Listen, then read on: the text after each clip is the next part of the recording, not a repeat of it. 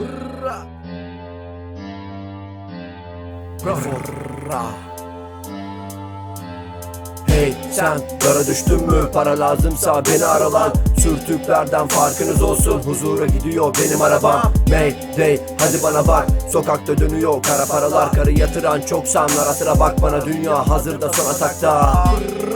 Gidiyor kurşun karavana yok ve de kara belalar. Dostun başında siktir et her şey. Hayatın her zaman damarına bas. Tanrı'dan başkası yara saramaz. Ondan başkası seni duyamaz. Dünya kirli bir yer, bunu görmen gerekiyor. Gidip sen karakola bak. Hey hey karakola bak bak. Hey hey karakola bak bak. Dünya kirli bir yer, bunu görmen gerekiyor. Gidip sen karakola bak. Hey hey karakola bak bak. Hey hey karakola bak bak. Dünya kirli bir yer, bunu görmen gerekiyor. Gidip sen karakola bak.